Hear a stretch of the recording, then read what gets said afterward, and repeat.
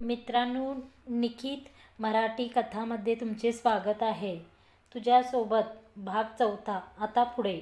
अभय म्हणाला, अहो जाओ म्हणायची गरज नाही. मला त्याने इरिटेट होते. अभय खिशातून लॉलीपॉप काढून तोंडात टाकत म्हणाला, हे घे तुला. त्याने तिला एक दिला. मला नको आहे. गिरिजाच्या चेहऱ्यावर अस्पष्टता दिसत होती. काय सुरू आहे याचं नक्की, ती मनातच. ॲक्च्युली आज मी सकाळपासून काही खाल्ले नाही. लंच ब्रेकला पण टाईम आहे आणि सकाळी कॉफी पिणार होतो तर ती पण अंगावर सांडली. आजचा दिवस खराब आहे, तो वैतागत म्हणाला. त्यावर ती गप काहीच बोलली नाही. म्हणून तोच म्हणाला, ते मी माझ्याबद्दल सांगितले. तुझा आजचा दिवस मस्त आहे. तू रिलॅक्स राहा. All is well. ॲक्च्युली काल रात्री माझी बर्थडे पार्टी होती. तसे माझे 2 बर्थडे आहेत. एक स्कूलमधली तारीख आणि एक ओरिजिनल तारीख. तारीख पे तारीख. अभय हसत म्हणाला. ती काय त्याच्या जोक्सवर हसायचं नाव घेत नव्हती. तिचे नॉर्मल रिॲक्शन. हसायला काय घेईल ही? 1 मिनिट, हिला मी काय वेडा वाटतो का? जाऊ दे ना अभय, ही आपल्या काळातली नाही वाटत, इसवी सन पूर्व काळातली वाटते. उगाच तुझे जोक्स तिच्यासाठी काय वाया घालू नकोस, तो मनातच विचार करत. बाय द वे, तुझा बर्थडे कधी असतो? गिरिजा आता थोडी चिडली होती. कामाचं सोडून हा माणूस माझे वय विचारत बसला आहे. त्यापेक्षा आपण कामाला सुरुवात करायची का? गिरिजा चष्मा नीट करत म्हणाली. चष्मा जुना होता त्यामुळे तो थोडा सैल झाला होता. Okay, why not. स्माईल करत तिथल्या रॅकवर ठेवलेला पुस्तक मागच्या वर्षातील समर मॅगझिन शोधू लागला. ती पण तिथे ठेवलेले फाईल्स पाहत होती. काही मॉडेलचे होते. त्यातला एक निमिषचा होता. ते ती पाहून विचार करत होती की या मुलीला कुठेतरी पाहिले आहे. ती तिथे पाहत असताना दार उघडून निमिष आत आली. ती खूप चिडलेली दिसत होती. तिने आल्या आल्या दरवाजाला कडी लावत अभयवर फायरिंग सुरू केली. तिला पाहून तो चमकला. गिरिजा पण तिथेच होती. तिने ते पाहिले नव्हते. अभय, तू असे कसे करू शकतोस माझ्यासोबत? ती खूप चिडली होती. काय झाले निमिष? कूल डाऊन, तो तिला शांत राहायला सांगत होता. रात्री आपले काय ठरले होते अभय? निमिष त्याला जाब विचारत त्याच्याजवळ जाऊन थांबली. गिरिजाला तो सीन आठवला. ते दोघे कॉफी शॉपमध्ये बसल्यानंतर पार्टीसाठी तो तिला बोलवत होता. गिरिजा त्या दोघांना पाहत होती. ते आपण नंतर बोलू. अभय गिरिजाकडे पाहत निमिषला सांगू पाहत होता की इथे आपण फक्त दोघेच नाही, गिरिजा पण आहे. पण निमिष त्याला बोलायची संधी देत नव्हती आणि त्याचे इशारे पण तिला समजत नव्हते. तिकडे काय पाहत आहेस? माझ्याकडे इकडे बघून बोल. ती त्याची हनवटी पकडून त्याला, तुला माहितीये रात्री काय केलास तू माझ्यासोबत? अजून माझी कंबर दुखते, निमिष चिडून म्हणाली. ते ऐकून गिरिजा तिकडे तोंडावर हात ठेवू की कानावर, का डोळे बंद करून घेऊ अशा कंडिशनमध्ये होती. बरं, त्याचं भांडणं सुरू होते आणि मध्ये त्याहून बाहेर जायचं ते पण बरोबर वाटत नव्हते असे समजून ती गप उभी राहिली. निमिष, तू काय बडबडत आहेस? मी तर रात्री लवकरच झोपलो होतो. मला ड्रिंक जास्त झाली होती. मी तुझ्यासोबत काही नाही केलं, मला चांगले आठवते. अभय तिला खांद्यावर हात ठेवत शांत करत म्हणाला. तू मला थांबायला सांगितले आणि काहीच केला नाही, झोपून गेलास. माझे सगळे मूड खराब करून टाकलास आणि मी तुला उठवत होती तर तू माझ्या कानाखाली मारलास. हे बघ माझा गाल किती सुजला आहे. आजचा माझा फोटोशूट पण मला कॅन्सल करावा लागला तुझ्यामुळे. निमिष रागाने गाल दाखवत म्हणाली. खरंच थोडा सुजल्यासारखा दिसत होता. अगं मी झोपलो होतो. मग तू घरी जायचं ना. मला झोपेत असताना कुणी उठवलं की मला खूप राग येतो आणि मी त्यांना एक ठेवून देतो. It's a natural for me. 1 minute, पण मग तुझी कंबर का दुखत होती? अभयने विचारले. एवढ्या रात्री कुठे जाणार मी? तुझ्या बाजूला तुझ्या बेडवर झोपून घेतले तर झोपेत पण तू मला लाथ मारलास आणि मी बेडवरून खाली पडले, माझ्या कमरेला लागले. निमिष आता रडकुंडीला येऊन सांगत होती. अभयने त्याच्या तोंडावर हात ठेवला. ओ माय गॉड, तो गप्पच, काय बोलणार? जे करायचं होते ते सोडून दुसरेच काही करून मोकळा झाला होता. एवढ्या सुंदर मुलीला लाथ कोण मारतं का अभय? शोभते का तुला? अभय मासूम चेहरा करून हाताची घडी करून तिलाच पाहत होता. यासाठी बोलावले होते का तू मला रात्री? निमिष त्याला खाऊ का गिळू अशी पाहत होती. गिरिजाला ते सर्व ऐकून हसू की रडू असे झाले होते. काय माणूस आहे हा, खरं पण ना. I am so sorry Nimish baby. हॉस्पिटलमध्ये जायचं का आपण? अभय म्हणाला. आणि विचारल्यावर काय सांगायचं? की तू लाथ मारली म्हणून? गिरिजा चिडून. एवढ्या सुंदर मुलीला लाथ कोण मारते का अभय? शोभते का तुला?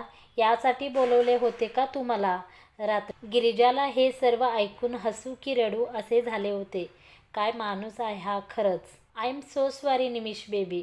हॉस्पिटलमध्ये जायचं का आपण? अभय म्हणाला. आणि विचारल्यानंतर डॉक्टरांना काय सांगशील? मी लाथ मारली म्हणून? निमिष चिडून. त्यावर अभयला हसू आले, पण तो तोंडावर हात ठेवत हसू कंट्रोल करू लागला. मध्येच त्याने हळूच गिरिजाकडे पाहिले. आता ही काय विचार करत असेल माझ्याबद्दल, देव जाणे. गिरिजाने तर सगळे ऐकलेच होते. त्याला आता तो काही करू शकणार नव्हता. त्यामुळे तो नॉर्मल होत म्हणाला, सॉरी बेबी, ते सगळं विसरून जा. मी जाणून बुजून केलं नाही.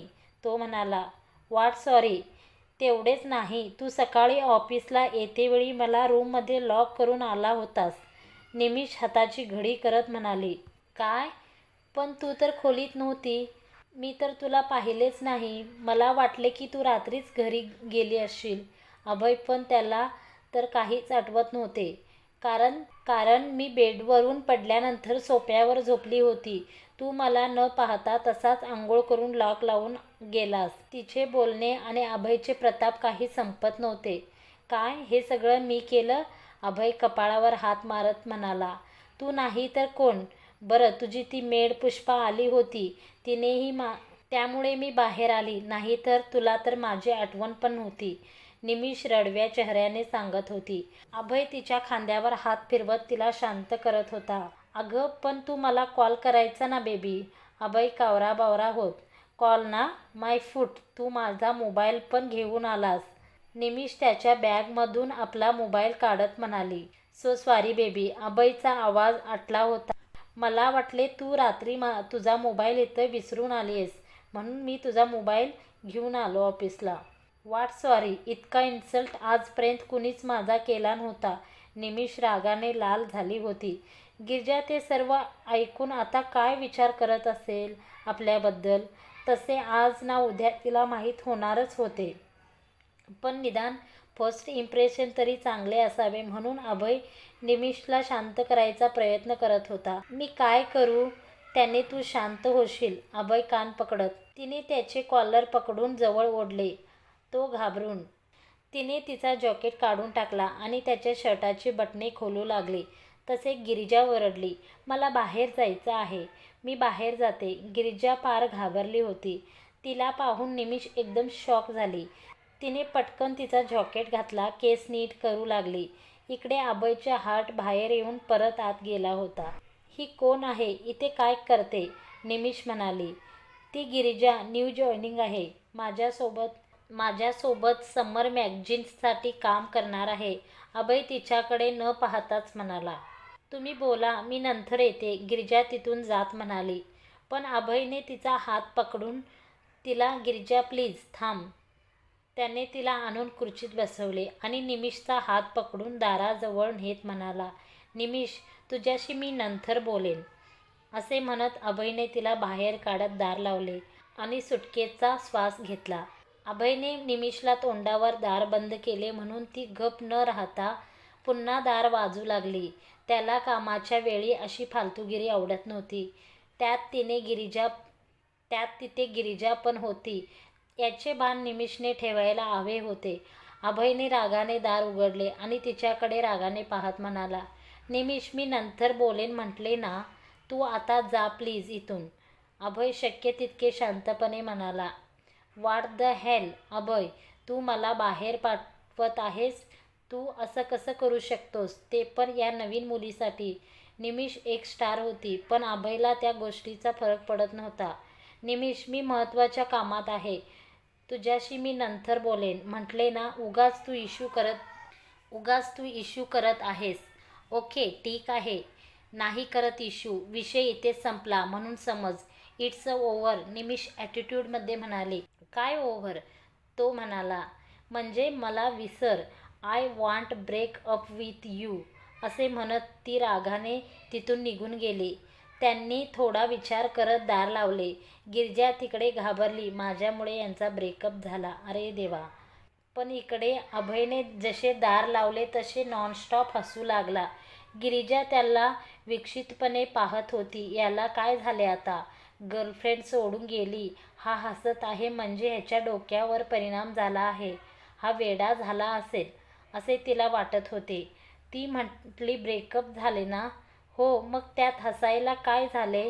गिरिजा, पण ती माझी गर्लफ्रेंड नव्हतीच, अभय म्हणाला. काय? गिरिजाच्या डोक्यात काही शिरले नाही. त्याने झोपेत तिला मारले, 2 वेळा मारले, प्लस रूममध्ये कोंडून आला. सिरियसली त्याला विश्वास बसत नव्हता, कारण तिच्यासोबत त्या नाईटसाठी त्याने किती पापड लाटले होते त्यालाच माहीत होते. किती वेळा तिला इम्प्रेशन करून अनावश्यक खर्चही केला होता. आणि ती पार्टी पण तिच्यासाठी ठेवली होती.